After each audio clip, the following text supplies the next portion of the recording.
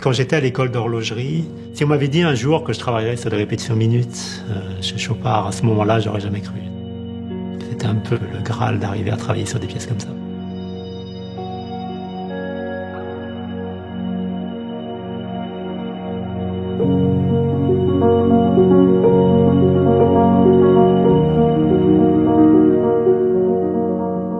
Je suis assez étonné de ce que la main arrive à faire, notamment dans ce travail de précision avec d'aussi petites pièces.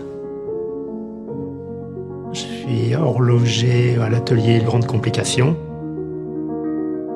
Le métier d'horloger, pour moi, c'est vraiment une vocation. Donc, j'ai toujours voulu faire ça. Chez moi, j'ai des réveils démontés encore quand j'étais petit. Je voulais voir comment ça marchait. On est un petit peu là.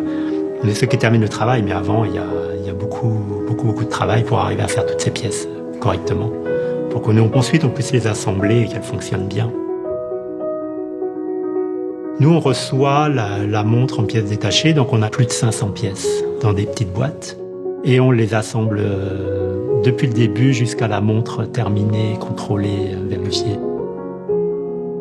C'est génial de voir qu'on arrive à mettre toutes ces pièces dans le mouvement.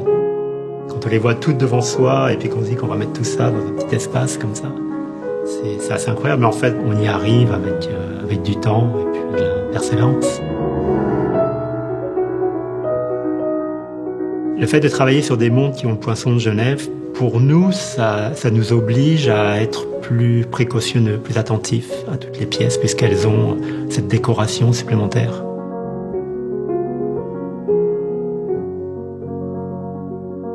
C'est vraiment un travail d'équipe. Faut pas s'imaginer qu'on est tout seul, c'est pas le cas.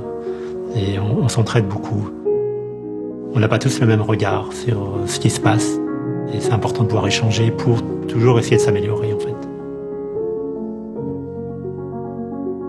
Il faut environ une dizaine d'années d'expérience sur les montres compliquées avant d'arriver à monter de répétition minute. Parce que c'est un mécanisme qui est difficile à ajuster pour que les heures, les quarts et les minutes sonnent bien au bon moment, le bon nombre de fois.